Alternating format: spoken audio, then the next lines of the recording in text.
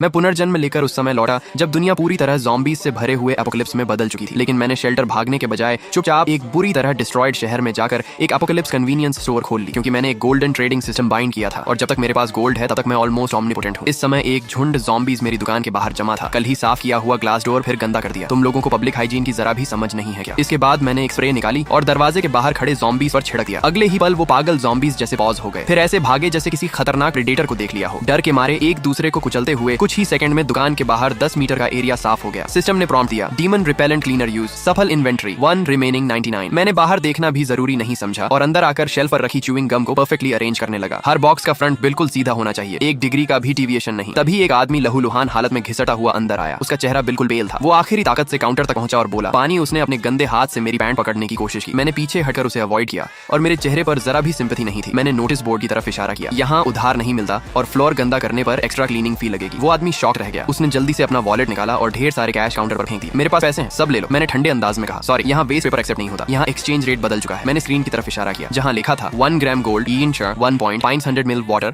5 points, instant noodles, 10 points, basic antibiotic, 50 points. वो आदमी shock हो गया। एपोकलिप्स के 7वें दिन तक लोग ब्रेड और पानी के लिए लड़ रहे थे। गोल्ड को लोग कचरा समझकर फेंक रहे थे। उसने तुरंत अपनी गोल्ड चेन उतारकर काउंटर पर रखी। वो उसकी शादी की निशानी थी। मैंने उसे इलेक्ट्रॉनिक स्केल पर तौला। 24 के गोल्ड, 52 ग्राम, 10% फी के बाद 46.8 पॉइंट्स। मैंने कहा 5 पॉइंट क्लीनिंग फी के बाद तुम्हारे पास 41.8 पॉइंट्स बचे हैं। मैंने उसे पानी, एड्रेनालिन कैप्सूल और सॉसेज दिया। उसने तुरंत कैप्सूल खाया और पानी पिया। कुछ ही सेकंड में उसका ब्लीडिंग रुक गया। उसका चेहरा लाल हो गया। उसने मुझे डर और लालच भरी नजरों से देखा। तुम कौन हो? मैंने शांत आवाज में कहा, मैं सिर्फ एक कैशियर हूँ, अब बाहर जाओ, नेक्स्ट कस्टमर आने वाला है। वह आदमी बाहर गया और देखा ज़ॉम्बीज फिर से जमा हो रहे हैं और इस बार कुछ हथियार लिए लोग भी थे। उनका लीडर दाओ जी था। वो अंदर आया और सामान लूटने लगा। मैंने कहा डैमेज फी 165 पॉइंट्स, गोल्ड में पेमेंट करो। वो हंसने लगे। तभी सिस्टम ट्रिगर हुआ। Violent behaviour detected, punishment initiated. छत से एक हिडन डिवाइस एक्टिवेट हुआ और एक भयानक ग्रेविटी फोर्स ने सबको जमीन पर गिरा दिया। वो हिल भी नहीं पा रहे थे। मैंने काल्मली उनका गोल्ड टीथ और वैल्यूएबल्स स्कैन करके कॉन्फिस्केट कर लिया। फिर मैंने स्नैप किया और वो सब बाहर फेंक दिए गए जहां ज़ॉम्बीज ने उन्हें घेर लिया। अगली सुबह मैं दुकान में बैठा था। सिस्टम दिखा रहा था 58 गोल्ड पॉइंट्स कलेक्टेड अपग्रेड के लिए, 8000 चाहिए। तभी एक स्कूल गर्ल अंदर आई। उसका नाम सुज़ैज़ाई था। उसने बैग खोला जो गोल्ड ज्वेलरी से भरा हुआ था। मैंने तुरंत कहा ये वीआईपी कस्टमर है, उसके पास 3,157 पॉइंट्स बने। उसने फूड और वेपन मांगा। मैंने उसे एक स्पेशल आइटम दिया, साइलेंट फ्राइंग पैन, जिसकी कीमत 5 पॉइंट्स थी। मैंने उसे दिखाया कि इससे मारने पर कोई आवाज नहीं आती, चाहे ज़ॉम्बी का सिर ही क्यों ना हो या किसी चीज पर जोर से वार किया जाए तब भी बिल्कुल साउंड नहीं निकलती, सिर्फ वाइब्रेशन महसूस होती है। यही इसकी सबसे खतरनाक एबिलिटी है, क्योंकि इससे तुम बिना नॉइज के ज़ॉम्बीज को खत्म कर सकती हो और दूसरे एनिमीज को अलर्ट नहीं करोगे। इस फैन की ड्यूरेबिलिटी भी बहुत हाई है और ये आसानी से डैमेज नहीं होता। क्लोज कॉम्बैट में ये बेहद इफेक्टिव वेपन है। मैंने उसे समझाया कि अगर सही तरीके से यूज किया जाए तो ये किसी भी हेवी वेपन से कम नहीं है। सुज़ैज़ाई थोड़ी देर तक शॉक रही, लेकिन उसकी आंखों में एक्साइटमेंट साफ दिख रही थी। उसने तुरंत डील एक्सेप्ट कर ली और अपने पॉइंट से फूड और ये वेपन खरीद लिया। दुकान के अंदर सिस्टम की बीप आवाज लगातार आती रही और मुझे समझ आ गया कि ये ऐप का